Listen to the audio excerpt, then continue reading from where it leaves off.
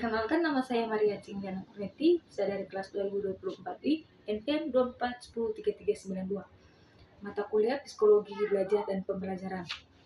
Oke, di sini saya akan memilih teori kognitif sebagai dasar pembahasan dan menjelaskannya.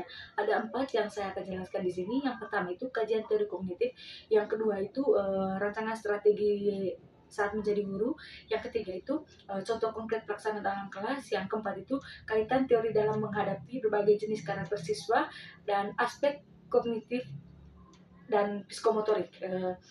Untuk yang pertama itu kegiatan kajian teori kognitif itu, teori kognitif dalam psikologi pendidikan menekankan bahwa belajar adalah sumber proses internal yang melibatkan pemahaman, penyampaian, dan perencanaan informasi. Tokoh utama teori ini adalah James Piaget. James Piaget menyatakan bahwa belajar melalui tahap-tahap perkembangan kognitif, sensoris dan operasional konkret dan formal. Untuk itu, inti dari teori ini adalah siswa membangun sendiri pengetahuan berdasarkan pengalaman, bukan hanya menilai atau melihat pasif dari guru. Itu untuk yang pertama. Yang kedua,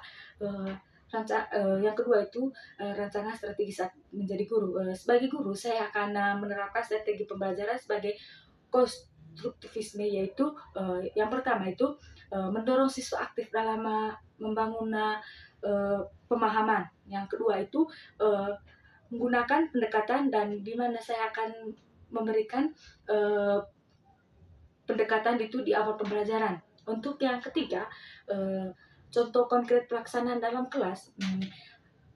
Misalnya saya menjadi guru, saya akan mengajar konsep volume bangun ruang. Yang pertama itu, langkah pertama itu enektif. Siswa memegang dana mengantarkan balok kubus dari kardus. Yang kedua itu langkah kedua itu ikonik. Guru menggunakan gambar-gambar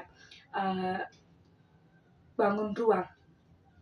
Yang ketiga itu langkah tiga itu simbolik. Ya, siswa diajarkan menulis menggunakan rumus volume secara rinci dan memberikan soal. Untuk yang keempat itu kaitan teori dalam menghadapi berbagai jenis karakter siswa dari aspek kognitif dan psikomotorik. Itu ada 3. Yang pertama itu aspek kognitif itu mengajarkan bahwa siswa memiliki kemampuan berpikir yang berkembang dan bertahap. Untuk itu saya akan memberikan salah satu contohnya, yaitu memberikan tugas sesuai tahap perkembangan. Untuk contoh yang kedua itu